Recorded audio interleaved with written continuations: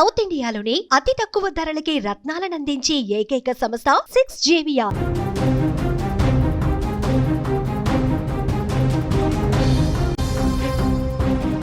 Rajahmundry medico విద్యార్థిని ప్రియాంక కథ విషాదంగా మారింది. మృత్యువుతో పోరాడుతూ ఇవాళ మధ్యాహ్నం 3:22 ప్రియాంక మృతి చెందింది. మృతి చెందినట్లుగా తాజాగా వైద్యులు ప్రకటించారు. ఇద్దరు మత్తోన్మాదులు విధ్వంసానికి ప్రియాంక ఇప్పుడు బలైపోయింది.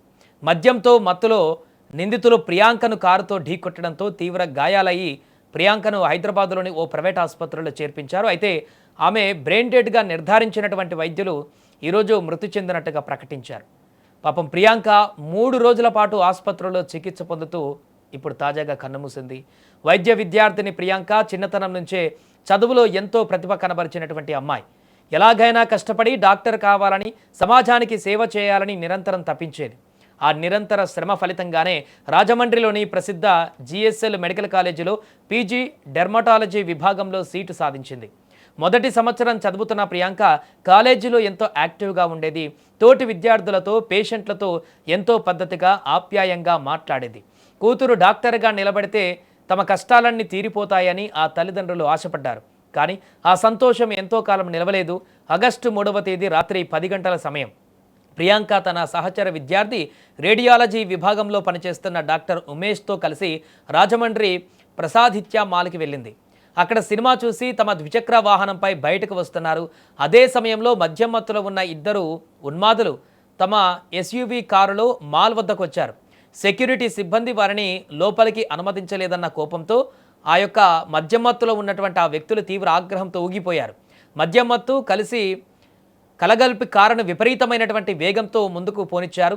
సరిగ్గా మాల్ గేటు దాటి బయటకు వస్తున్న ప్రియాంక స్కూటీని ఆ కారు బలంగా ఢీకొట్టింది. దెబ్బకి ఇద్దరు కింద పడిపోయారు. ఉమేష్ స్వల్ప గాయాలతో పక్కకు పడిపోగా కారును ప్రియాంక శరీరంపై నుంచి తొక్కిస్తూ ముందుకు పోనిచ్చారు. ప్రియాంక తలపైన తీవ్ర గాయాలయ్యాయి. రక్తం మడుగులో ఆ అమాయక విద్యార్థిని పడిపోయింది. ప్రమాదం జరిగిన వెంటనే స్థానికులు ప్రియాంకను మొదట తను చదువుతున్న GSL హాస్పిటల్కు తరలించారు. కానీ పరిస్థితి అత్యంత విషమంగా ఉండడంతో మెరుగైన వైద్యం కోసం అర్ధరాత్రి వేళ హైదరాబాద్లోని ఓ ప్రైవేట్ ఆసుపత్రికి తరలించారు. ఆసుపత్రి బెడ్డుపై ప్రియాంక ప్రాణాల కోసం పోరాడుతుంటే బయట తండ్రి పడుతున్న వేదన వర్ణనాతీతం. అమ్మా లేవమ్మా, డాక్టర్ అయ్యి ఇంటికి వస్తానన్నావు కదమ్మా అంటూ ఆ తండ్రి ఏడుస్తున్న దృశ్యాలు అక్కడ ఉన్న ప్రతి ఒక్కరిని కంటతడి పెట్టించాయి. వైద్యులు రాత్రింబవళ్లు శ్రమించి ప్రియాంకను కాపాడేందుకు ప్రయత్నించారు. కానీ తీవ్ర రక్తస్రావం కావడంతో, తలకు బలమైనటువంటి గాయం కూడా కావడంతో ఆమె బ్రెయిన్ డెడ్ అయినట్లుగా వైద్యులు నిర్ధారించారు.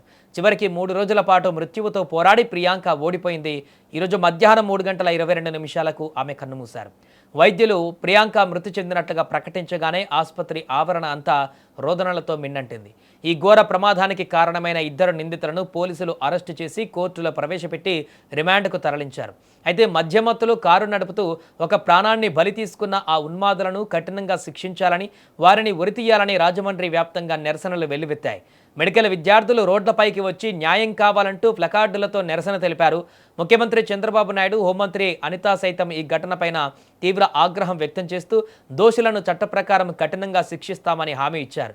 ఏదేమైనా సమాజానికి వైద్యం అందించవలసిన ఒక మెడికో మత్తోన్మాదంలో ఆ నిర్లక్ష్యానికి ఇప్పుడు వాళ్ళ నిర్లక్ష్యానికి ఆమె బలైపోవడం అనేది తీరని లోటుగా మారింది.